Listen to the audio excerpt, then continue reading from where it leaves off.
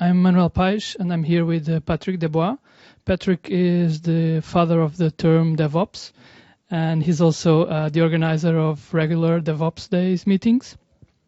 So to start with, Patrick, how did you come up with the name and the idea for DevOps? So there was never a grand plan about thinking about DevOps as a word. I was busy working on a project which had agile development, and I was so envying these people about their methodology, and I like to do some things were in my world, system administration. So I called it initially Agile System Administration, but it's pretty long. And then I wanted to do a conference for getting people together, and the Agile System Administration Conference was just too long. So I just picked the word DevOps Days as Dev and Ops working together, because Agile System Administration was also too narrow on focusing on sysadmins only. So that's a bit of the origin, and actually it's also a pun on DevOps Days, DoD, Dead on Delivery, but that's kind of lame. Okay. And so at the moment, looking back a little bit, what do you think has been the most important breakthrough so far for the DevOps movement? And I don't know, this can be either from an organizational as both technical point of view. So I think the breakthrough is a lot of the technologies and things we're doing and are now like put under the label DevOps. They were happening before the word DevOps was there. But because there is a label now, people can relate to it, and they bring out the stories under that label, which makes it easier to kind of search them, to kind of group them together. And given that the number of stories was increasingly going up in the first years of DevOps, and by bringing out these stories, it got attention from the management world and from the analyst world as it's a very important thing that people should be doing. So I think that's the majorly achievement of DevOps as such, that it brought to the attention that two worlds, typically different or apart in an enterprise or in a company, need to collaborate, and there's a synergy between them that actually gives you a competitive edge. So I think that's part of the thing that it brought to the world. Okay. And what about the recent debate between the term DevOps and NoOps? Do you think this is just a word fight, or there are fundamental differences between these two terms, DevOps and NoOps? Well, it actually always makes me laugh, the word NoOps, in a way that I understand what they mean by less complexity of managing things and not worrying too much about the operational things you do. And that gives you more time about spending time on things that bring business value. But it's actually, when you do this kind of stuff, even on a SaaS platform or a PaaS platform, you will have to do some operations anyway, because you can't trust the other, that they're always up, that they're always working. So you kind of have to monitor the other guys, and you have to make sure that things aren't failing, or that you can migrate to the others. So I guess you can start in a no-ops mode and saying, I'm going to outsource everything to a company that kind of takes care of it, and I can focus on my business ID and whether it's viable or not. But once it starts growing in an operational perspective, I guess you have to do ops anyway. So that's why I think it's an interesting goal, as we shouldn't be worrying about it too much, but it's like we're never going to reach it, that there's no ops anyway. So one of the difference is that you mentioned is that in NoOps there is not the organizational side involved as with DevOps trying to change the organization. Well, let me give you the example of Amazon. Amazon is abstraction in a way that we don't worry about like IP addresses and all that stuff. It just gets, a machine gets there. We don't worry. So you can say, oh, we saved a lot of stuff. But once you start scaling, you say, okay, let's take a support contract with Amazon because we don't know what's happening. And what's happening in that support contract is they're actually asking you for money for a guy on the other side that helps you. So he might not be like within your company, but you're paying somebody else that you want to talk to when things are failing. So I think it's exactly the same. Okay. And in your own experience, how far is the DevOps state of the practice when you compare it to state of the art nowadays? Well, it's very hard for me to tell in a way that I live in this bubble because I follow the sphere of DevOps so hard. So it's kind of But everybody's doing it. from the But I experience think you have? in reality, let's say, I think I just started receiving after 2, 3 years a request within Belgium about doing DevOps and config management. I'm not saying some people didn't do it, but it's still very rare. On a world perspective, there's several people doing it, but it's still niche. It's gaining attention, but we haven't kind of broken everywhere. So you'd place it still at an early adoption phase? Um, yeah, I think so. We're like on a scale to one from 1 to 10. Let's base it on 4 or something. Okay. And do you think that DevOps might be to some extent undermined by too much focus on tools? Because some people associate DevOps with having tools like Vagrant, Chef, Puppet. Do you agree? Or Well, there's obviously tools are the most tangible thing.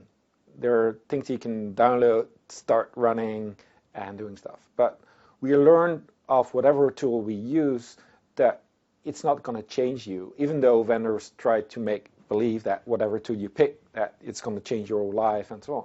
It can change your life.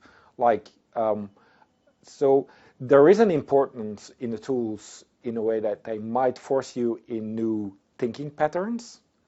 But obviously, if you just have the bunch of tools and you're not using them in a collaborative way, it doesn't make sense. Well, it does make sense, but it doesn't make a difference.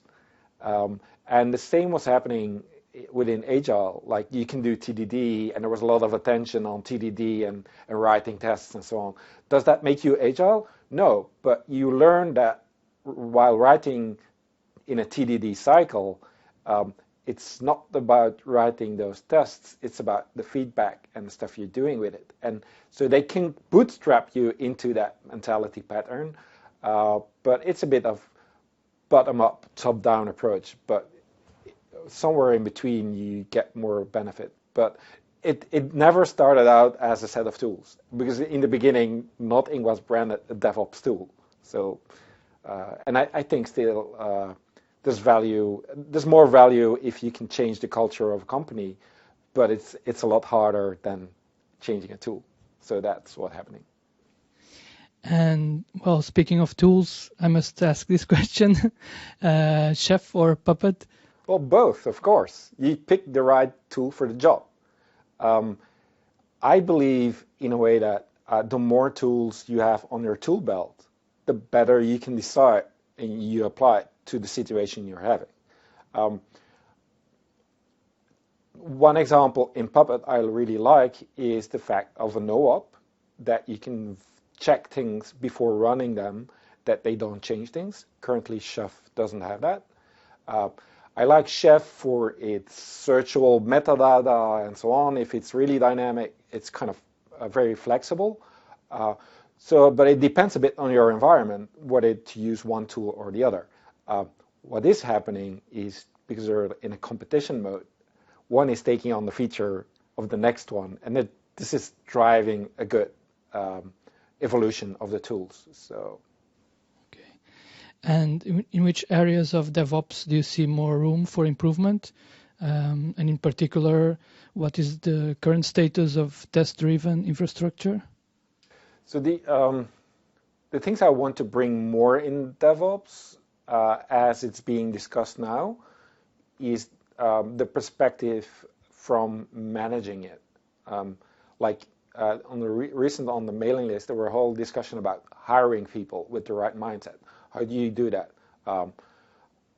I get questions about certification. Not that I'm complete there for certification, but I can see where they're driving at. How can you see if somebody's actually fit for that mental model or not? And I like to see more of this exploration work coming out besides the evolutions in tools. But it's just how do you introduce that? How do you cope with the problems you're facing on a DevOps?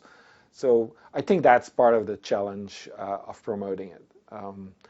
On the test-driven infrastructure, I see it actually evolving as I usually say there was a lot of focus on continuous deployment. And let's say on the left side you have development and on the right side you have operations. So it makes you go faster. You TDD and all that stuff has said, okay, let's make tests because you need to have the brakes when you go fast that you can brake a long time. But still, it's going from left to right, from dev to ops. I think there's an evolution to be made of feeding back from ops back to dev. And from that perspective, I would extend the test-driven